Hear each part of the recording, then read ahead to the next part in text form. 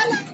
Good evening, everyone, wherever you're joining from. I know most people are from Nigeria because the topic actually concerns schools in Nigeria. So at this point, I'll ask that everybody will please mute yourselves right away so that there are no distractions. And if you're meeting me for the first time, I do not take it lightly that you made your day and make time out of your busy schedule to be here.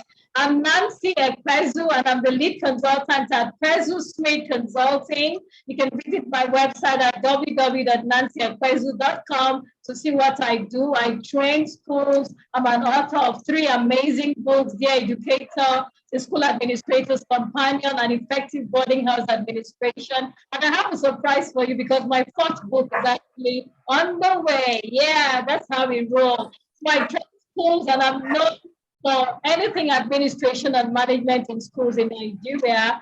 And I'm also a certified life coach and a chartered administrator and education and management consultant. You can just Google me on just type Nancy Ekpezu on Google, and a lot of the things I do will pop up. Okay, and you'll get to see all of the amazing things that I do. So follow me on LinkedIn, on Facebook. I have a Facebook group, Educational Administration Network, with about 15,000 members now from various countries around the world. I'm a seasoned school administrator, and on my last job, I led a team of over 100 employees in a group of schools managed by a reputable multinational. Before then, I had worked in 3 prestigious schools around locations in Nigeria, leading to their development. So that is it. I'm known as the admin person. Anything admin and management for schools, please call Nancy Ekpezu. That's me. Yeah. Okay, so thank you so much, all of the 25 people that are here. This is amazing, and I'm pleased to have you. So the topic is tax laws and regulations and implications for schools in Nigeria. We are all aware that quite some changes happened recently. I do remember that we were told the president signed, a new law or regulation or something that took effect from January. It was signed in December. And so let me just see the bit. I know that educational institutions have been deleted from the income tax exemption list. And so why we're hosting this webinar is to create awareness, to inform you, to arm you with the right knowledge about what to do. Because tax really seems to be a bugbear in a lot of schools. Some people are unaware what to do. Some think that schools are philanthropic organizations that should not pay taxes. Some feel that you should pay your own personal tax as a school owner, while the organization does not pay tax. Some think that you should pay both as an organization and as an individual, and also for the employees. So we get to know from the horse's mouth, and I have no other person than Mr. Olatunji Abdulrasaq. Now you're going to hear his profile. It's not easy, the kind of profile he has, and yeah, I just need to share the screen to read out his profile so that you all know the caliber of person I'm bringing right here to speak to us about this topic. So Mr. Olatunji Abdulrasaq is actually the founder, Tax Mobile Online and Managing Partner. He's the CEO of AO Professional Services. Prior to this, he had worked as Director, Tax and Regulatory Services at Nolands Nigeria Professional Services, as a Senior Manager at Tax Regulatory and Advisory Services at Saffron Professional Services. He has also worked as a tax and fiscal reporting accountant of Schlumberger, Nigeria, and as an audit trainee in Ernst & Young. That's not an easy profile to have. So I would not choose just anybody to come and speak to you because of the level and expectation from the kind of people who follow me.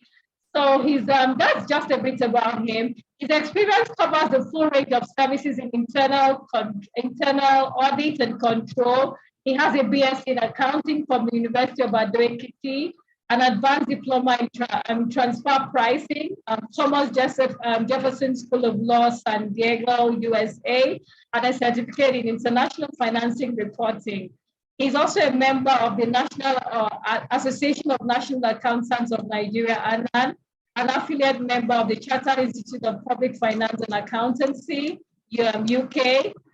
He's an associate member of the Chartered Institute of Arbitrators UK and an associate member certified fraud examiners, and also a member of the Chartered Institute of Administration, an associate member of the Australian member International Institute. I'm going to stop here. It's so long and so intimidating. But by now, of the kind of person that is talking about.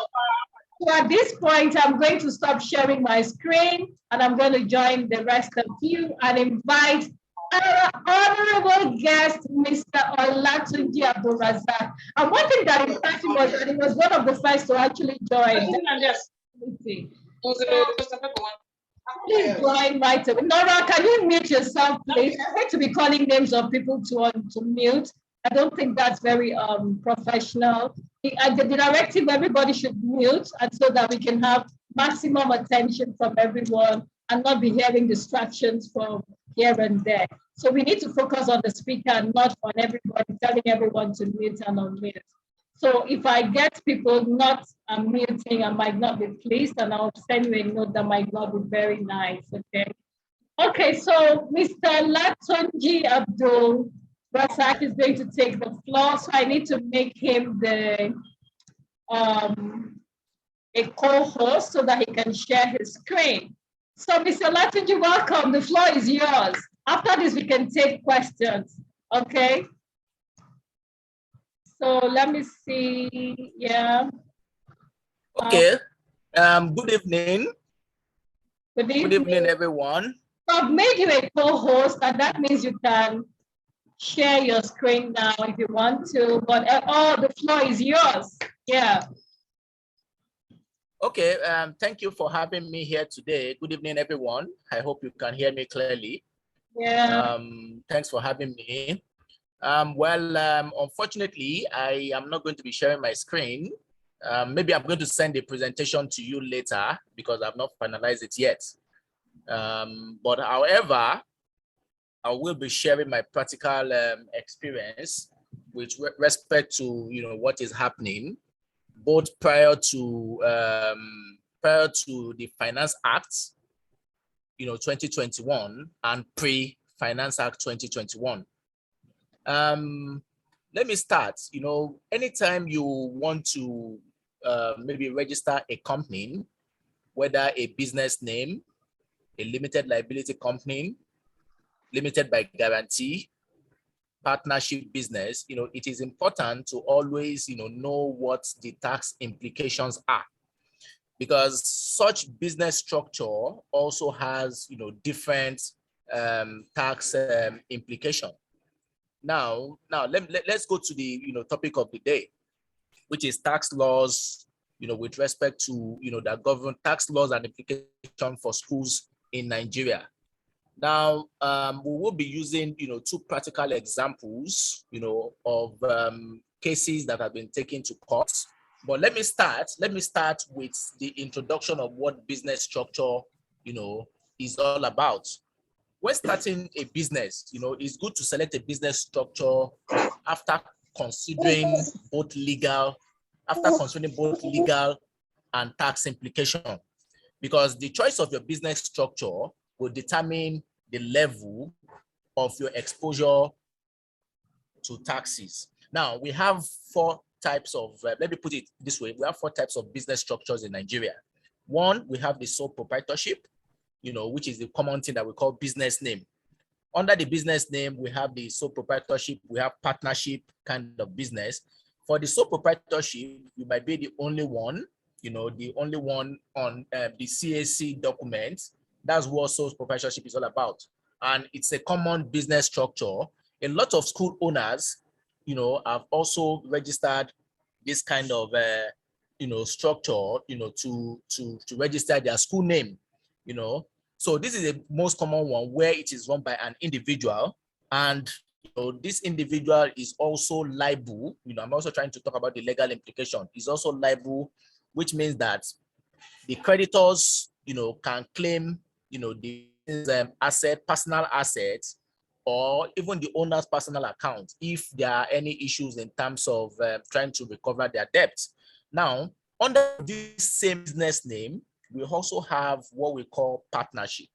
You know, it is still business name. However, it becomes a partnership if you have 2 or more people on the company's CSC. Now, at least from my experience, I've seen couples run a school where both the husband and wife are both, you know, the owner of the school, and it is run, you know, in partnership. Now, the other third one is, you know, limited liability company. Now, a limited liability company is defined as a company where the liability of the shareholders is limited to the quantity of shares, to the quantity of share capital of each of the shares. What this means, to that company run into debt or anything, their exposure or their liability is limited to the number of shares that, you know, they hold in that company. Now, the last one, which is still on liability, is what we call, you know, companies limited by guarantee. These are usually formed as for not-profit purposes, maybe to promote science, to promote arts, or to promote religion.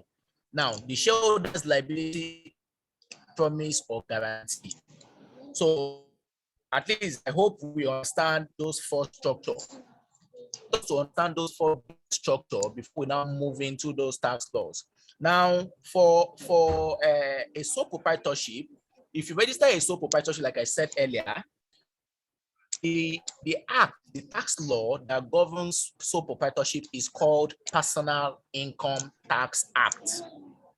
Personal Income Tax Act is what governs both sole proprietorship and partnership kind of business. Now, under the Personal Income Tax Act, the Personal Income Tax Act always tax tax persons as individuals. What this means is that whatever income that such proprietorship have, registered, for example, let me give you an example now. Let me say ABC school is registered by one Mrs.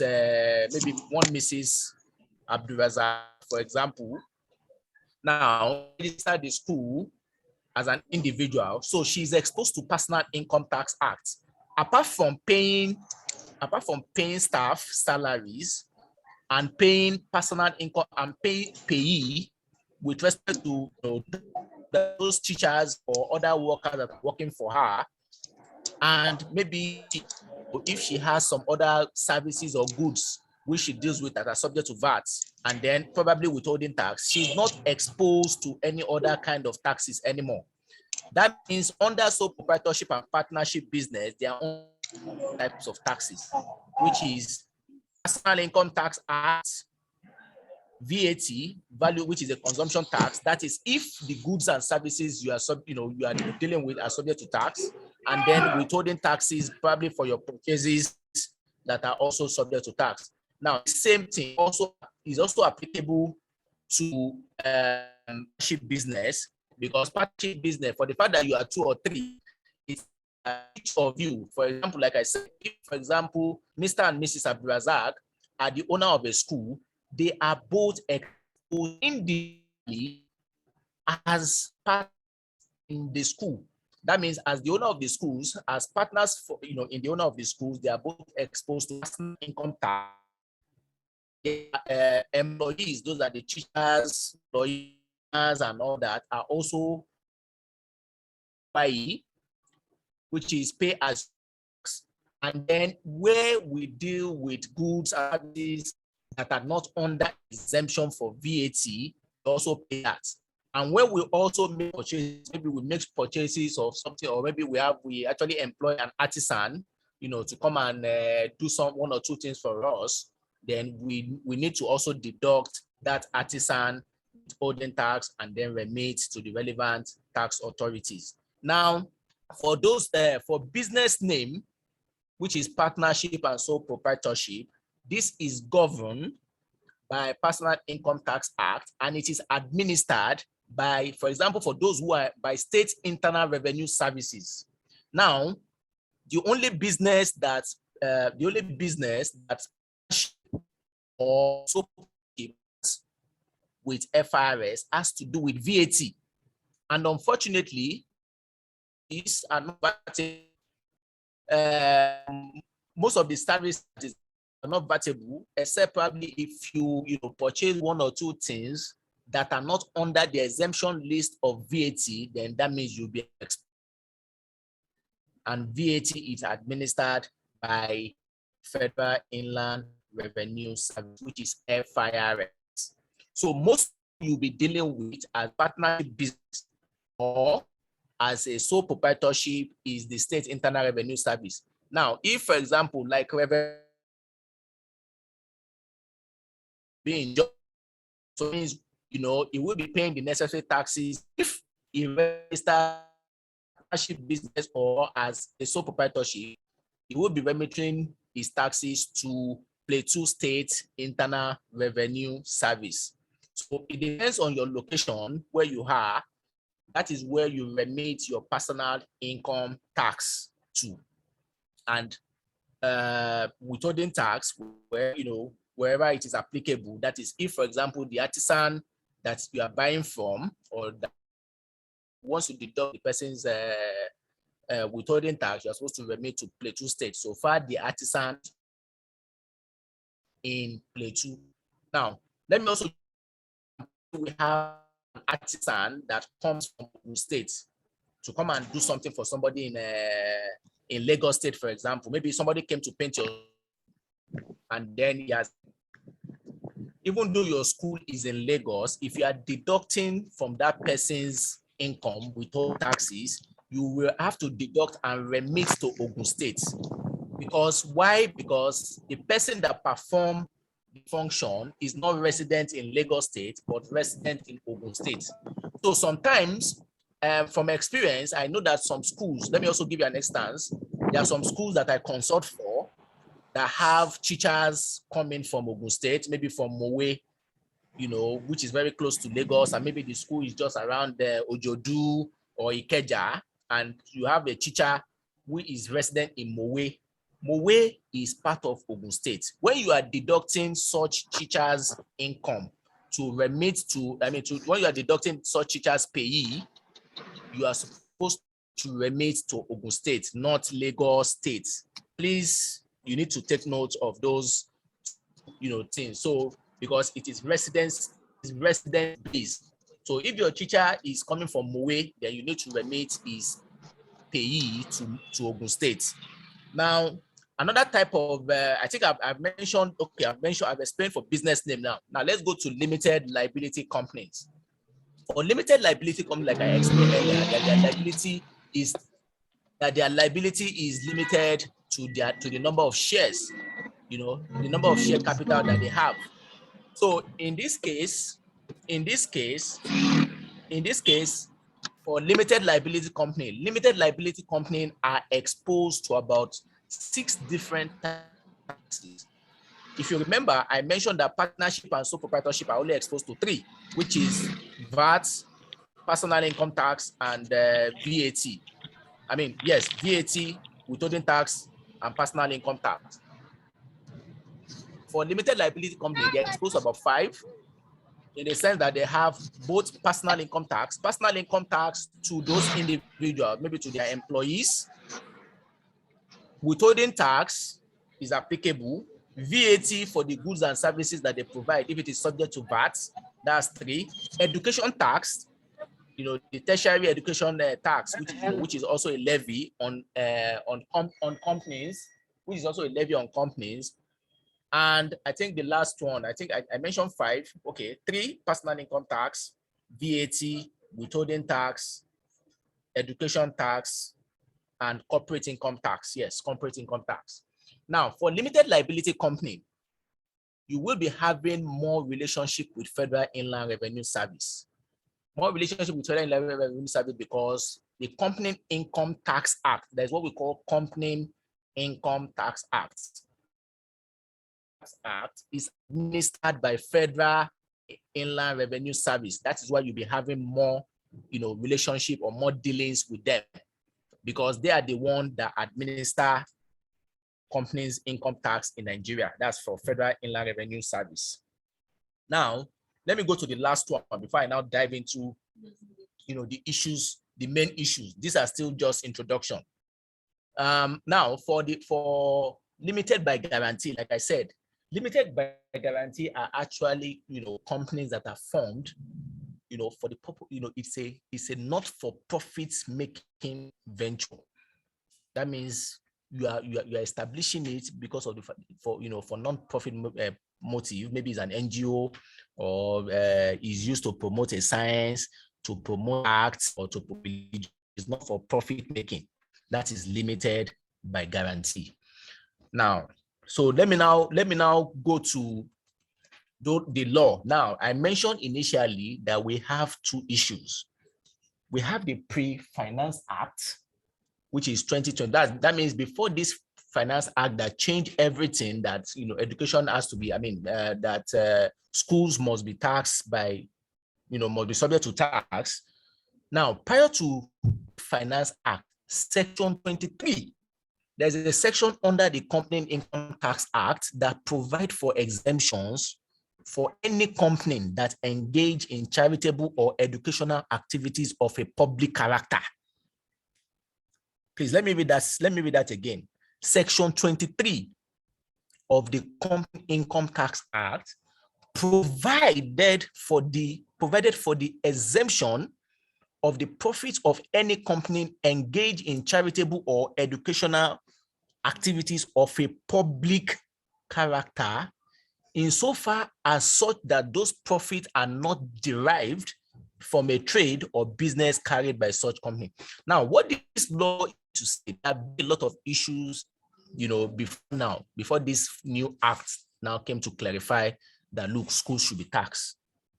A lot of people are of the opinion that some people are, and most of those schools are public in the sense that the public cannot afford it. A lot of private schools at least charge, high school fees, and that is not everybody, or is not everybody in the country that can afford it. And that is why FRS is saying that this law is not applicable to all schools, because they are not educational activities that are taken, they are not educational activities of a public character.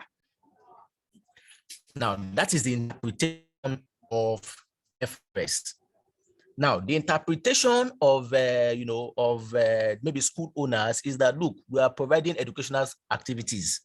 So if we are providing educational activities, at least we're adding, value to the economy, and then, in order to make schools more expensive, they should not be subject to tax. That is the understanding of schools. Now, let me now give you an example. Before the new Finance Act that was, that was signed into law and that took effect in January 2022, there has been, two different cases, which were taken to court. Now, the first one is American. What has Hello? given us the first we spoke about. We even look at external sources, just what was available from the Land Bureau, from Hello? Is the person asking a question or what? Don't mind him. I think he forgot to mute. Please, you can write on. Oh, okay. Okay. So, so as I was saying, there are two cases. Now, I want us to pay attention why one of the schools succeeded in court and the other, lost in court. There are some technical reasons why one of those schools succeeded and the other. Now, let me start with the first one. The first case is between the American International School and Federal Inland Revenue, Federal Inland Revenue Service. Now, in the case between the American International School and Federal Inland Revenue Service, Federal Inland Revenue Service argued that, let me listen to the argument. Federal, their own argument is that American International School are not of a public character, as the services are not available to all Nigerians. What they are saying here is that, okay, at least you provide educational activities, but this is not available for all Nigerians. And as such, profit derived from it should be subject to CIT.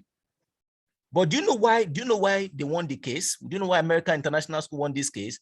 Because American International School, under its own business structure, registered the school as a company limited by guarantee.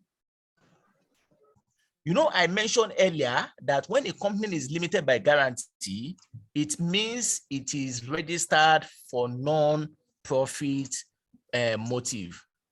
So because of that legal implication alone, the court was able to dismiss FRS and say, look, FRS, these people are registered, under limited by guarantee. And when you are registered as limited by guarantee, it means that company or that business is formed for non-profit purposes.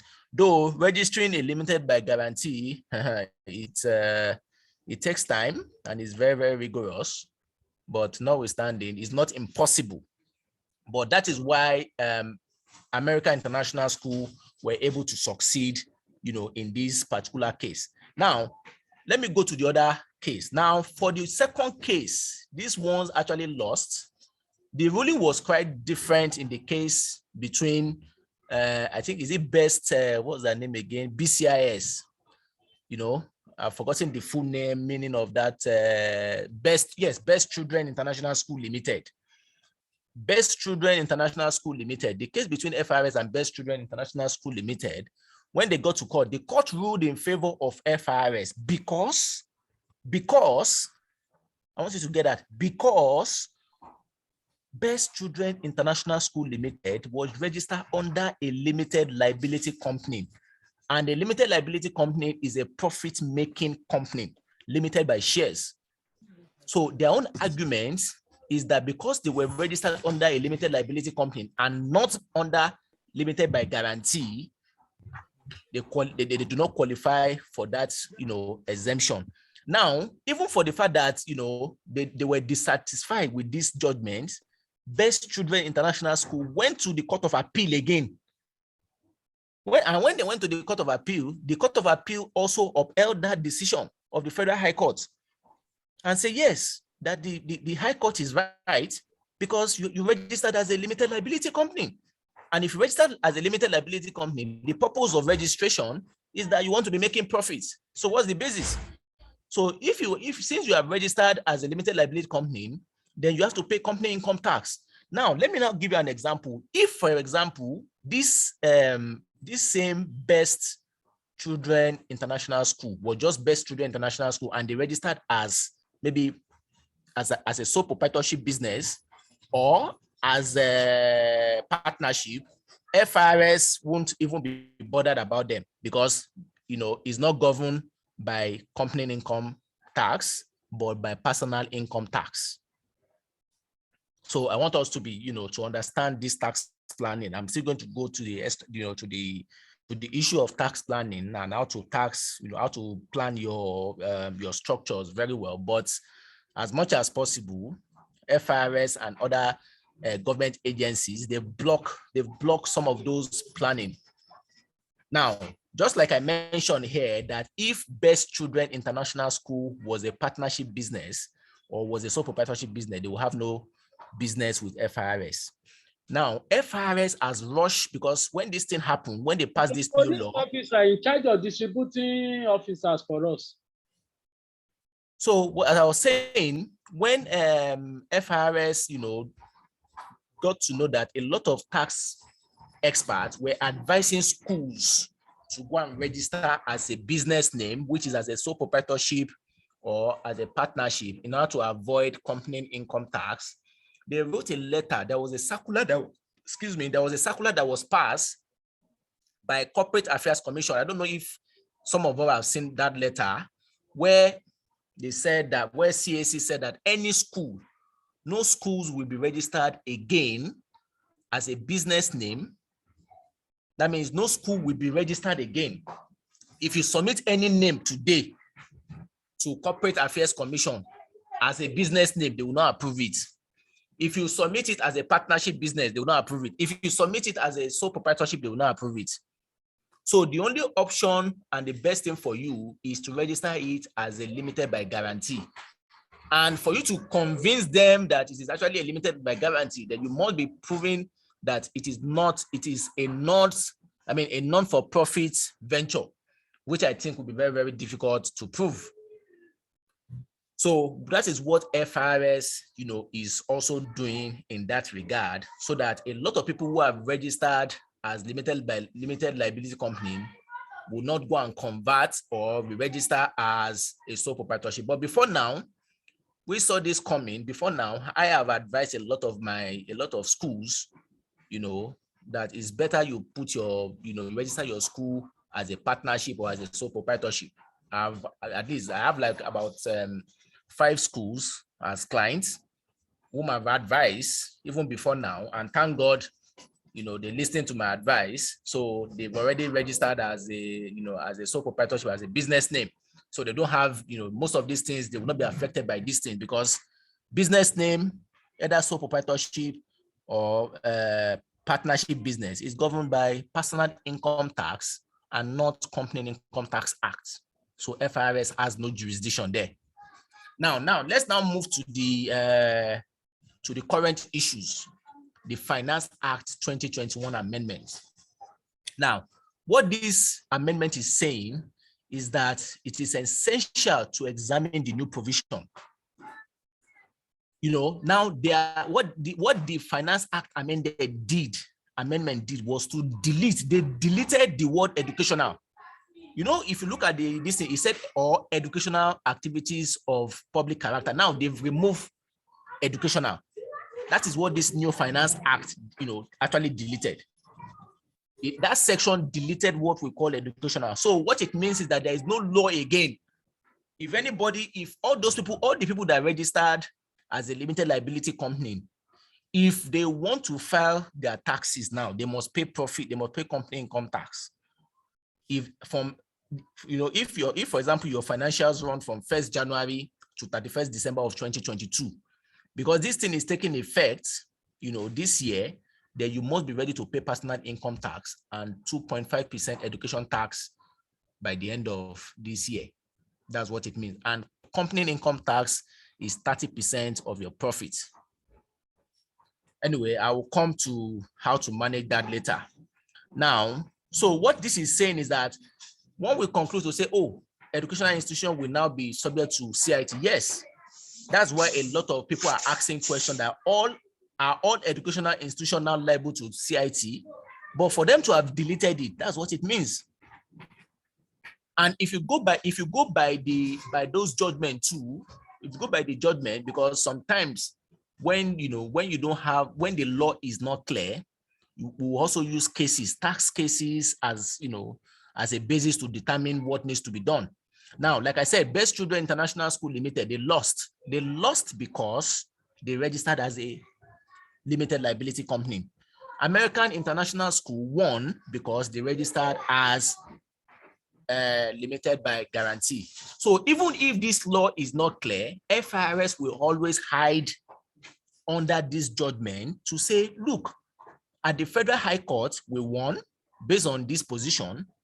Now, Best Children International School was not satisfied at Federal High Court. They proceeded to Court of Appeal, and they still lost. Though I don't think they will. I'm not sure they are going to Supreme Court, because I have not heard anything about the fact that the matter is in Supreme Court. I'm sure by now they will not want to waste their money and then proceed to Supreme Court. I'm not aware they are already at Supreme Court. So that's it. So what we are looking at now is to say, look, what they are saying is that FRS is very, very aggressive. They are aggressive. They are aggressive because they have a revenue target of 10 trillion naira for this year. 10 trillion naira. That's their revenue target. And our expenditure is about 17 trillion. If you look at the deficit between 10 point something trillion and 17 trillion, I think it's 17, I'm not sure, but it was about 17 point something, but you see that there's a deficit of about almost 6.8 trillion deficit. And they have to finance all their, all this recurrent expenditure and the capital expenditure. Where are they going to get the money from? Already we have a debt, at least between 2015 to date, or as at March, we have a debt of about close to 30 trillion. Close to 30 trillion or 33 trillion. Now, this is why FRS will be more aggressive going forward on ensuring that schools pay their taxes and they pay company income tax, especially if they are registered as a limited liability company. And from my experience, a lot of schools actually registered as a limited liability company. A lot of people were thinking that by registering as a limited liability company, it shows that you are big. But that's not the issue. The issue is that you should have, you should have considered what are the legal and tax implications.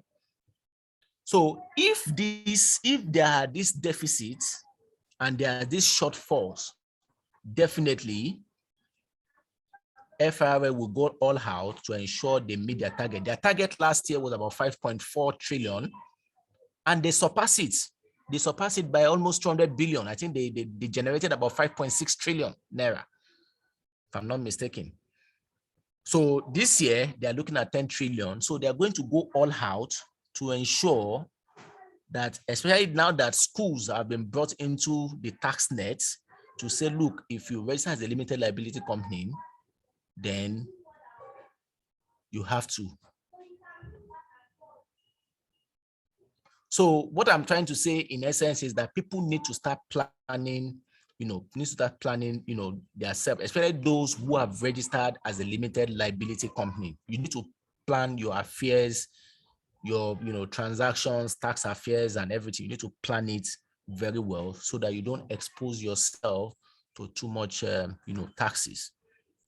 And one of the ways to ensure you plan yourself is proper documentation. Proper documentation. Let me give you an example. Out of the 5 schools that I consult for, when I, when I signed into the engagement, the first thing I asked, please, can I see your document? Can I see your? And honestly, to my surprise and shock, a lot of them don't have documentation. People just believe that money just go into the account and it goes out. In fact, for you not having enough documentation and financial record, how do you even know if you are making profits? It's not the fact that, oh, somebody pay 100,000 into my account, somebody pay 2 million into my account. What if you are making loss? How do you know? So how do you know what your leakages are? And the truth about it is that most of the tax officials from Federal Inland Revenue Service, what they want is that, they want to ensure that they get the maximum tax from you as much as possible. And the only way you can come out of this is for you to have an expert, who understand the tax laws, and then with your supporting documentation, because those are the 2 principles of tax planning. Understanding the tax laws and then having good documentation. If, for example, if I tell the FRS that, look, I make a loss this year, and they say, okay, prove to us that you made a loss. Do you even have any financial record to show that you made a loss? If you cannot prove, and the law is very clear. The law says that the onus is on the taxpayer to prove otherwise. So if FRS, for example, comes to, let me use maybe ABC School Limited, for example, and they slam you, and it's okay, because we've looked at your bank statement, because they have access to your bank statement now. We've looked at your bank statement. We can see that you've been collecting school fees of 500,000, school fees of 250,000, and we see that you have about close to 200 students. So they just want to, they'll just use a basis, their own basis. So it might not be a particular basis. They can just say, okay, let's look at your total income. Let's say your total income for that year is about 20 million.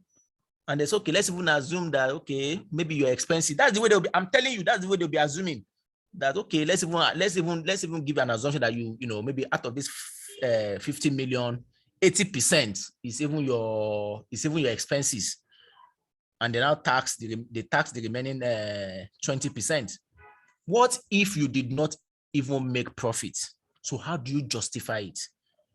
For the fact that they've considered 80% of expenses for you, how do you justify that you made a loss when you don't even have documentation? There's no way you can justify it. So that's the essence of, saying you need to understand the tax laws, and then you also need to, get your documentation right. Get your documentation, keep all your receipts. Whatever you are doing, if you are doing transfer, give it a proper description. File it somewhere. If you cannot file it somewhere, you can scan it, put it on your, maybe put it on cloud. Just make sure you put your affairs in order. Whatever you are buying, you have receipts, so that when you are claiming expenses, when you are saying this is an expense, this is this is that, they will accept it. Because if you don't have documentation, there's no other way, you can look at it. Now, in conclusion, because I think 1 hour, I'm trying to, round up within an hour.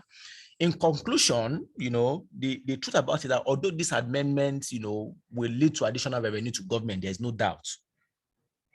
There's no doubt it's going to lead to additional revenue, because they're going to go all out on schools. Whether small schools, whether big schools, they will be all out there to ensure, in order to get revenue for government. And because of the fact that 10 trillion is not small money, they are going to try as much as possible to bring more people into the tax net. And luckily enough, now the law is Finance Act 2021 is supporting them by deleting that educational activities. So if you're a limited liability company, the only option that you have is to make sure that you keep your records intact. Because even if you rush now to say, you want to go and change your name to business name, they've already written a circular or a letter to CAC to say, do not register any school again as a business name. So it's either you register them as a limited by guarantee, or you register them as a limited liability company. And to register a limited liability, to register a limited by guarantee is not an easy thing to do. In fact, if I'm not mistaken, I think it takes an average of 3 to 6 months to get the registration, because they don't have board of directors. They have what we call board of trustees, and those trustees, I think for some time will be, they'll publish their details in the newspaper and all those things. There are a lot of, it's a rigorous process of registry. So are you going to say you're going to stop your business for 3 to 6 months without running your school? So the best option now is to plan. Make sure you have proper documentation. If you don't do this before, then you might need to get, maybe get an accountant, an in-house accountant, that will be keeping those records and all the necessary things. So with this now, but the bad side of it is that, well, we foresee, an increase in school fees, because, most schools will want to, put that into consideration. And with the current economy, well, everybody knows that the economy is not smiling. There's inflation everywhere on almost all goods and services, inflation here and there, and this is, the burden would be moved to parents. So in conclusion, like I said, it is important that everybody take, their school affairs seriously in terms of keeping proper documentation. I know that the turnover, from experience, I know that the turnovers of teachers, let me also tell you one of the problems we always have when we come for tax audits, when people, when FRS or LRS come for tax audits, even for those people who are business name, when their teachers resign, there is no documentation. There's no what they call it, there's no resignation letter. I know some teachers will just resign from their house without coming. No problem. What I told my client is that even if they resign without even coming to school, or if they just disappear or just abscond, the best thing to do is just to send an email. At least you should have their emails, whether they respond or not. You can send a mail to them saying that, okay, please, we've not seen you in school for so and so day. What exactly is happening? If there is no response, then after 1 or 2 weeks, then you can write a follow-up email to say, look, further to the mail below, because of the fact that, the school have to move on, we hereby terminate your own contract because we have to bring in somebody else. Whether the person confirm or not, so far you can print out that kind of document, that should, be able, that will also suffice to say, look, this person is no longer on your payroll. And then with that letter, you can further back it up by saying, if, for example, at least you won't pay the person's salary in the following month, so you can show the, the authority to say, this person was paid last month, but was not paid this month. Thank you very much for having me. I hope I've been able to add 1 or 2 value, to you. Thank you very much. Hello, I hope everybody's hearing me. Okay, thank you. Thank you so much. Even though we did not have slides, please mute yourselves. We're going to take questions, but we're going to be orderly. Thank you very much, Mr. Abdulrasaq. You've touched on very key things, which I'm going to emphasize again. You talked about the type of registration done, and that limited by guarantee takes time, but it is worth it at the long run because it saves you from tax issues. And that whether you've already registered as a business name or whatever, right now, nobody else can come. No school can register now. In other words, there's an embargo on registering schools as a partnership or as sole proprietorship, which is actually a very big issue. Okay, and then very importantly, you've talked about documentation, and this is one of the things I keep saying to schools. Please keep documents of everything that go on in your school. Everything that goes on should be properly documented. I'm glad that you mentioned the teachers.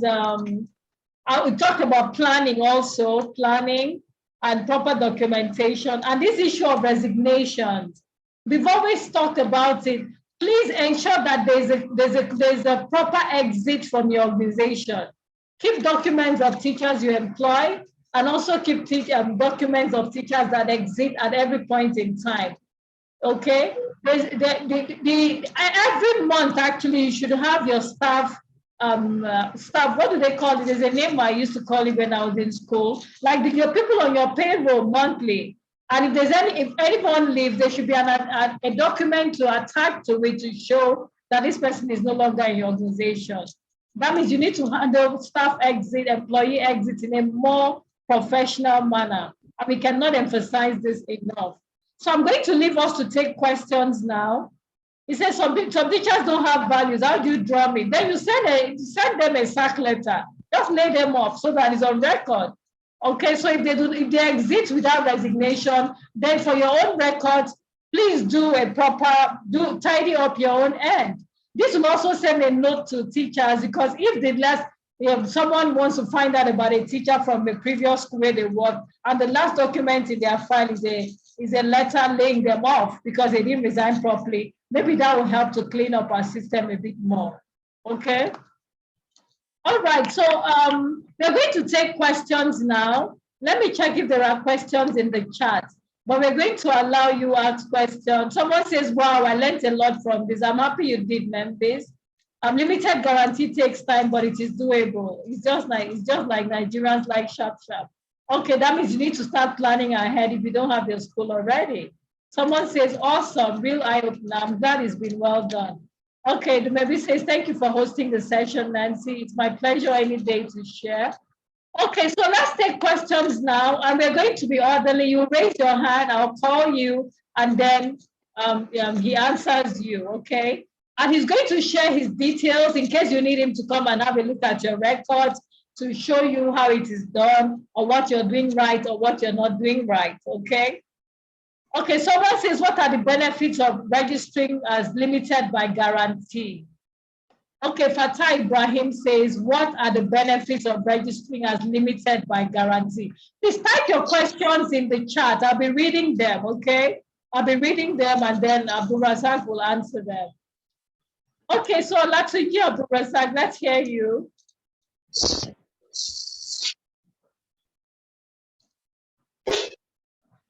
Okay, like I said earlier, while discussing, the type of business structures that we have, I said that, limited guarantee is formed as, a business structure for non-profit making. If you are registering the school, for you to defend that, can you say you are registering a school for non-profit making? And if you say for non-profit making, do you have any particular sponsors? Are you backed by maybe? Let me give an example now. Like this American International School, most of them are backed by the American Embassy here. If you look at French school too, they are also supported by French, embassy. Yeah. One way or the other, either by providing expatriates, from their expatriates from their school, from their country to come and teach. Either by providing expatriates from their country to come and teach and all those things. So to defend that, it might not be that easy. So, and that is why it takes time, because they're also going to publish the board of trustees. They're going to publish the board of trustees in your school. Now, most of the arguments that the likes of French school or American International School has is because of the fact that they have a lot of expatriates here. So they have to set up the school for their children. Maybe, for example, let's look at Chevron, for example. Chevron is an American oil and gas company. Mm-hmm. So if they are bringing an expatriate here, they need to also provide how those expats, their children will also go to school. So that's the purpose of actually setting up some of these schools sometimes to accommodate expatriates. So I hope I've been able to explain the reason why some of like American International School and the likes are registered limited by guarantee. I'm not saying limited by guarantee is not doable, but how are you going to be? Because one of the questions they were asked you, let me act like the devil's advocate here. If I'm going to approve that kind of thing, the first thing I will ask you is that, okay, you said it's not for profit making. Is it free? That's the first question I'm going to ask you. Is it free? Well, we know that most schools are not free. Exactly. So that's it. It's going to be difficult to defend. That's what I'm trying to say. Okay, but Mr. Olatunji, how do we handle low-income schools? All these schools where people pay 100 naira a day to come to school. What would their own taxes be like? Because that's a bit confusing. And a lot of them don't really make money, like really much. They are just offering a service back to society, and children pay daily, like 100 naira. They just come and attend school and go home. And the next day they come with maybe 100 naira again. Okay, you are talking about schools that maybe their students pay 100 naira a day at school. Okay, yes. Are you saying, but apart from this 100 naira, they don't have any support from anybody? There's support from maybe an NGO. No support. They just do that. No, not at all. They just use almost all of it. It could be someone who has a job somewhere and is doing fine, but sees children in a neighborhood that they're not going to school, decides to have something. But the aim is not really profit making. They might have a little thing left over at the end of the day, but believe me, a lot of them don't really make money the way people think. Well, then it's better to structure that by limited by guarantee, because those ones can have evidence to say, okay, maybe they are the one that are financing it privately from their pockets. Oh, okay. At least that is yes, it's better they just register as a limited by guarantee if they are actually doing that, and they can they can prove it to say, look, this is what these people pay, and that's it.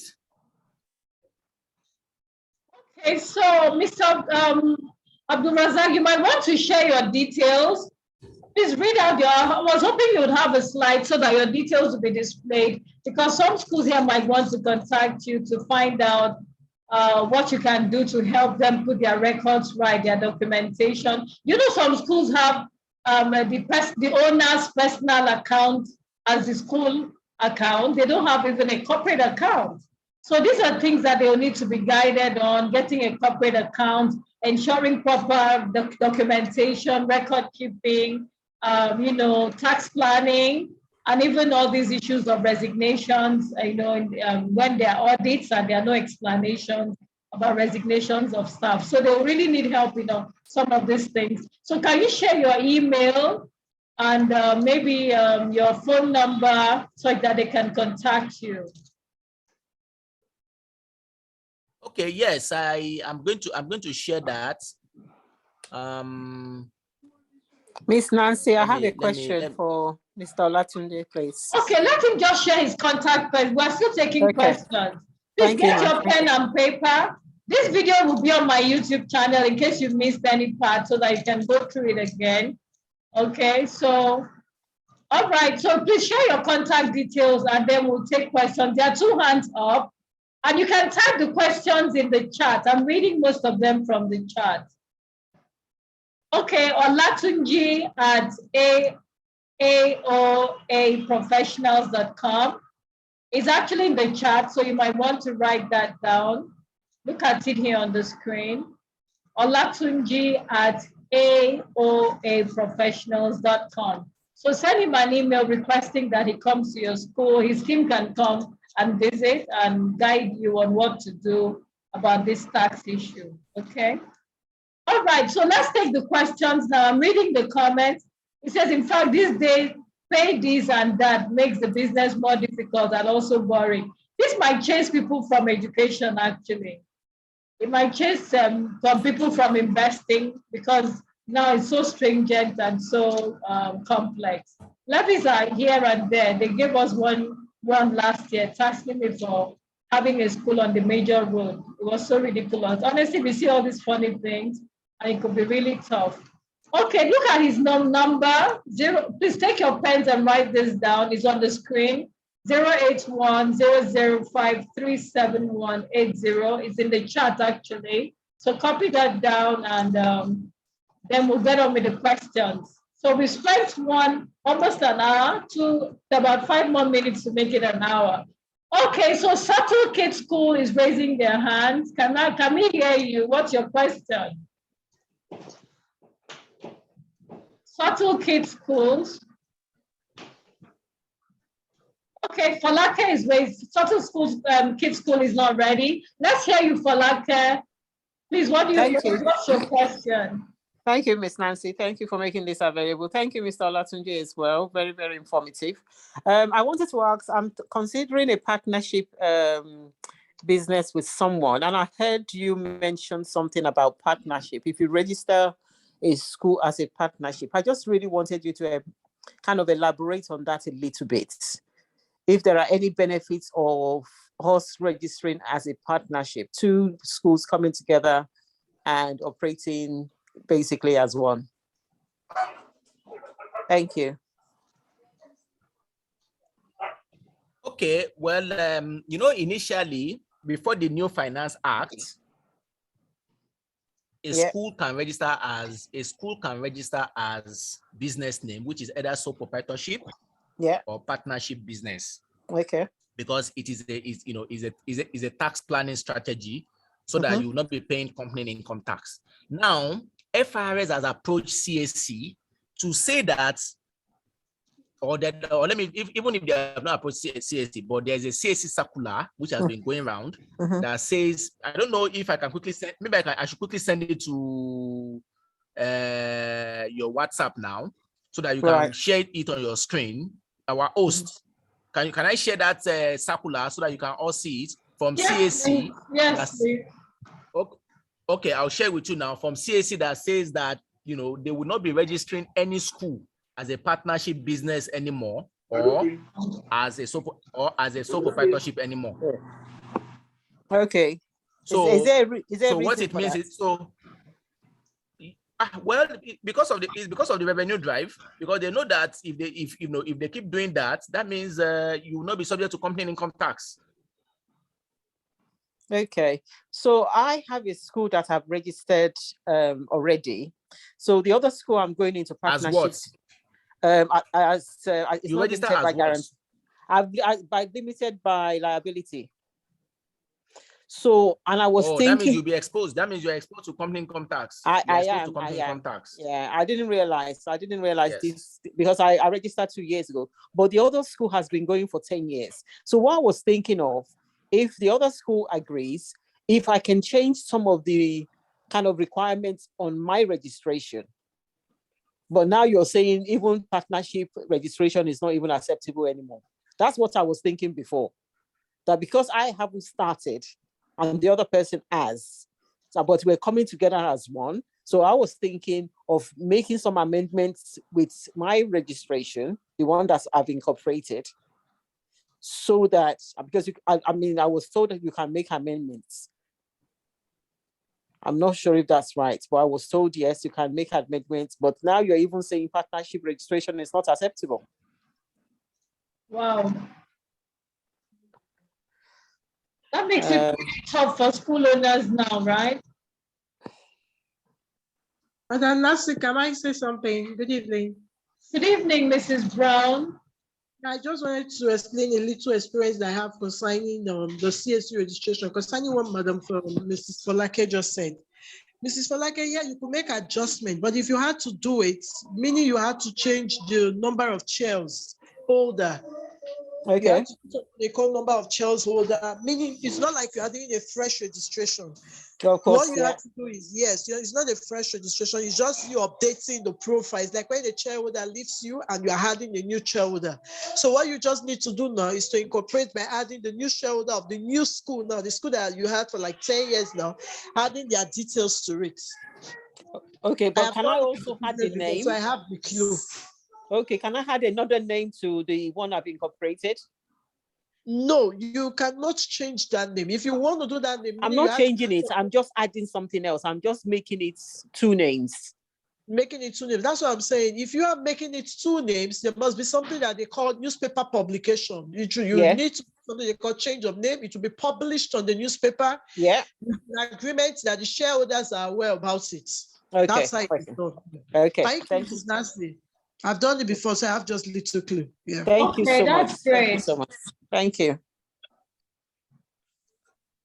Okay, so we're listening. Any other questions? Okay, Fatah Ibrahim is raising his hand. Hello, okay, good evening. Hello, good Yeah. evening. Hello, good evening. Circular. Yeah, good evening, Fatah. You may speak now. After Fatah, your Baro Akol Basa will speak. To confirm if this is true, any staff that earns less than or exactly 30,000 naira, is it true that it is exempted from tax? Hello, did you get that? Hello? Hello? Are you listening, please? He asked a question just now. I asked the question that if a staff member earns less than 10,000 naira, would they still have to pay tax? 30,000 naira. Oh, 30. Yes. I heard of a particular law that states that such staff will be exempted from tax. Is it true? So we are not supposed to remit your return, including the staff. Yes, Mr. Abdulrasaq, are you there? I seem to have lost you here. Oh, it looks like he's and okay, he's here. Okay. The network knocked him off. Okay, so can you hear him, please? Fatah Ibrahim wants to know if we are mandated to pay taxes if we are earning 30,000 naira or below 30,000 naira. Yes, you know Hello, can you be louder? I can barely hear you.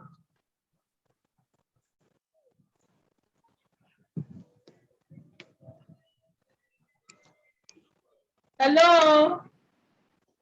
think it's network issue. Let's give him some time.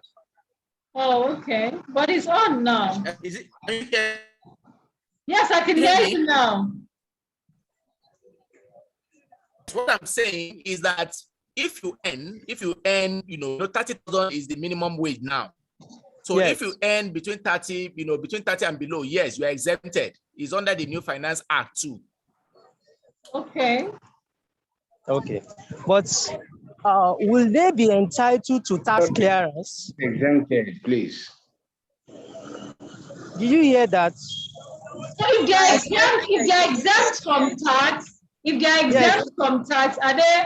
exempted from tax. required to get a tax clearance? Yes, Madam Be Nancy. given. If you go to FRX office, there's something they call exempted tax clearance paper. They will issue it to the person in FRX office. It is free, just the process. No, income tax is not Federal Inland Revenue Service. You pay 1% of your tax of your income.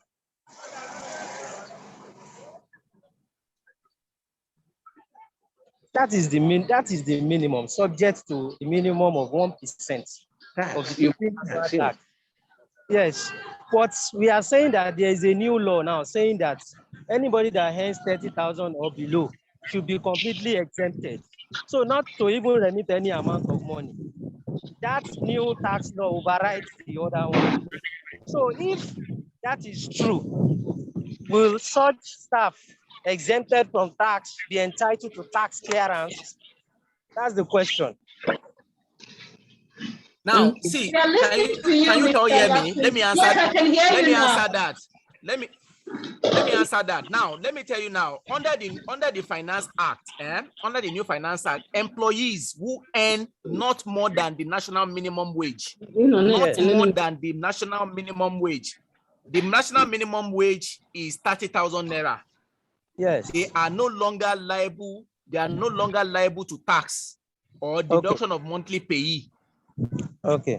Now, it doesn't mean that when you are filing your Form H1 on a yearly basis, it doesn't mean you should not include them. It doesn't mean you should not include them on that list.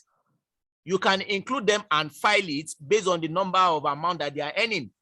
And then you can then put it by the side, exemption based on the national minimum wage.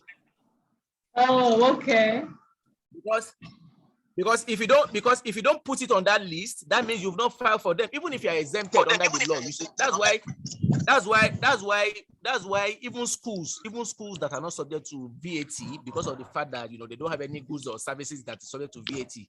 If you are a limited liability company, it doesn't mean that you should not file your VAT returns. You should just file nil. Let me also tell you, if you're a limited liability company and you don't file nil returns for your VAT, there's a monthly penalty of 50,000 naira. Now, there's a monthly penalty of 50,000 naira. So tax is now a serious business. Wow. It's a serious business. So that's it. Okay, we are going to round off in the next 15 minutes, but there are a few questions here I would like you to take very quickly. One Kwachika says, please, if one has already registered as a limited liability, but has not been keeping financial records nor paying company tax, what would be the fate of such a school? Okay, company income tax is going to take effect. Since it's going to take effect after this law was signed into law. So I think it is better that you start putting everything into consideration from today or from 1st of January. So if you have not been filing or you have not been paying, then it's high time you start putting things in order.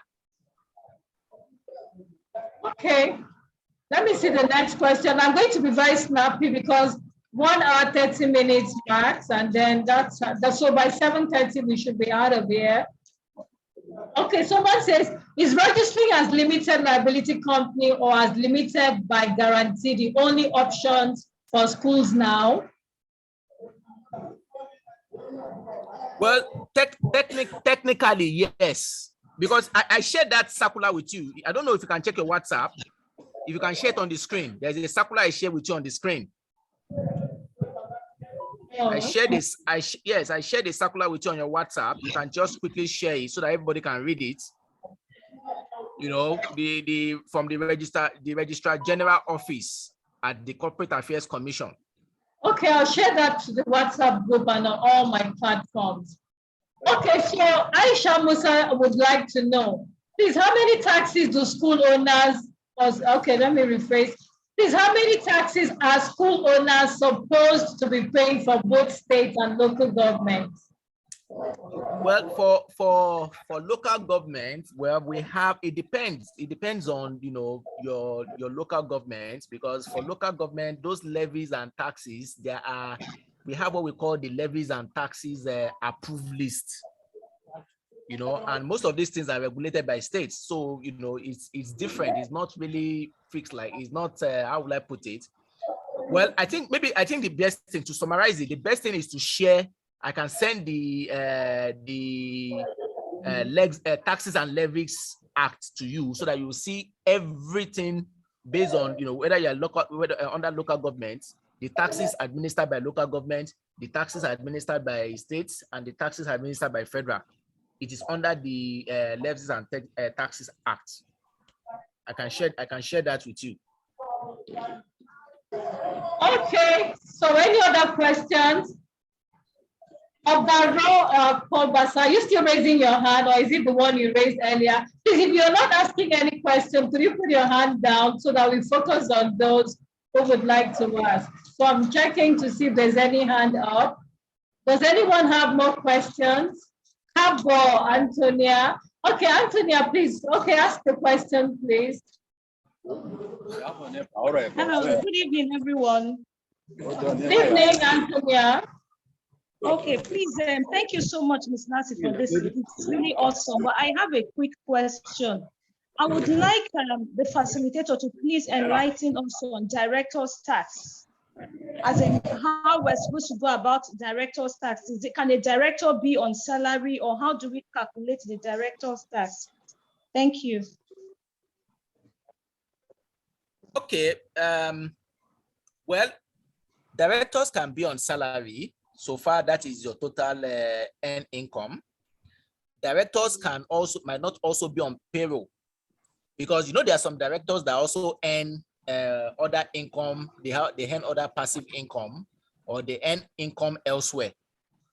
Now, if it is only from the school, or from the salary alone that you take from the school is your only income, then there's no problem. You can put it on payroll. But if you earn other income, maybe you also have a fish pond somewhere, you have a restaurant somewhere, you have this and all those things somewhere, you know, that you also earn income from, then I would advise that you go through the direct assessment. Direct assessment in the sense that, you know, that one is filed in a year. So by that time, you would have added all the income from your different sources, you know, all together, and then compute the taxes and then remit. If you are a director and you have all these kind of other sources of income, then you need to file under the direct assessment, and that will be due by 31st of this March. You have to file on or before 31st. So that's the answer to that. Except if you're not clear, but let me know. Maybe I can break it down further. But that's the answer to your question. Okay, thank you, sir. It's very clear. Thank you. Yes, that if I can see somebody, is it Dumebi saying okay, let me explain. For director's assessment, 31st of March, but for your employees, it has to be January, because if you don't file, if you are a company, if you don't file to the relevant tax authorities of your state, the liability now is 500,000. If you don't file your annual returns for your employees, if you don't file your Form H1, liability is 500K. Wow. All of these problems in schools. Why now? But it's okay, at least we need to be aware instead of just crying, you know, in a corner. It's always good to act from a place of knowledge and information. Okay, so there's a question here. It says, there's a question. It says, how, as a new school, I saw one. Okay, as a new school, are you given some years of grace before you start paying tax? There's nothing like that. Oh, it's just like saying that a limited liability company. If you start a company now that is going to be making profits, what years do you want them to give you? See, the definition of this thing, they are going by it from a legal point of view. Now they are looking at it. They are looking at schools as a business venture. They are looking at schools. So if you start a business today, who tell you that you cannot make money? The only time you will not be subject to company income tax if you can show your records to show that you make a loss. But honestly, Mr. Abdulrasaq, if I must cut you short, that you know some schools don't break even until after 5 years. They let them show the documents. Let them show the documents that yes, they don't actually make this money, because if you make a loss, they can't subject you. You can't be subject to tax now. That is why they call it company's income tax. Okay, so at least we've all seen the importance of keeping records. So whether you're borrowing money from the bank or you're not breaking even or whatever, please keep records. Don't use the same account you use in buying crayfish in your house and buying ugu leaves and everything to run your school. You can see the implication now. That's why I brought him, so that we clear all these issues, okay? So most schools, let me also as evidence. Let me also say something. Sorry to say this. From my experience, because of the cost implication and for the fact that a lot of schools might not be able to afford maybe accountant or tax expert and all those, we actually designed something which is not just for schools alone, even for all these micro businesses. Where you can, is a complete package that has both accounting. If you want to manage your staff, like what they call it, this is a complete what they call it now, ERM package that can help you manage your teachers in terms of when they resume to school. They can sign in from their phone. You can do your accounting and all those things. You can visit. Let me just put the website here. Per annum, I think for basic, per annum is just 50,000 naira. We have to design these because of the fact that we already know that a lot of people cannot afford, some of these costs. So if you can get an in-house accountant that can help you run it, that can help you, manage it, because I think at different seminars that I've attended for schools, I've always mentioned that why not schools should come together, and then probably maybe like 10 or 15 schools come together. It's better that way to manage it from from an economic of scale level, where when you have more people, you can then bring down your fees. But I know that it might not be easy for bringing people together like that. But however, we've designed, this AOA hub, which is a very, very, the minimum is 50. I think subscription is just about 50. For basic is 50,000 naira per annum. Okay, so look at it, www.aoahub.com. I think I need to visit that so that we can look at recommending that to schools to make it, if that will help them with these tax issues. Anything that will really help, that would be so good, so that we get it out of the way. Because right now, school owners are agitated. They don't even know what to expect without all of these regulations, tax regulations and laws. Some were not even doing fine. So if this comes now and they have to pay so much and there are so many things to cope with, then any help that they can get will be so welcome. So please visit that website. Let me check it again and read it out. www.aoahub.com. aoahub.com. I think 50,000 naira a year should be doable for any school that is just trying, to stay afloat. So thank you so much. Do we have any more questions? Because we have just 5 more minutes and we are out of here. But I did will be on my website, so please ensure to subscribe to my website. My website is in my name, My website is my name, Nancy Ekwezu. So subscribe and then turn on the notification button so that all other videos that come after this, you'll be notified. And also when I put this up, okay? And I get to do videos quite regularly on administration and management. And the YouTube is free. All of the videos that are public are free, apart from those that are especially for those in my academy, the Connected School Administrators Academy. And I've told you that the next cohort starts in April, and it's just 65,000 naira. Maybe I should make an offer. Anyone who is here today can pay 50,000, 5,000 naira off, okay? And remember my books, Effective Boarding House Administration, Dear Educator, and the School Administrator's Companion. And I've been doing a promo that you can get all three. Instead of 13,000, you can get them for 11,000, and we deliver to your doorstep anywhere in Nigeria. We also deliver to Ghana, but that one has been quite cumbersome. But in Nigeria, we're sure of every corner in Nigeria. So please reach out to me on 0803-588-0361. Reach out to Mr. Abdulrasaq Olatunji also. Visit the website and see if you can get that software.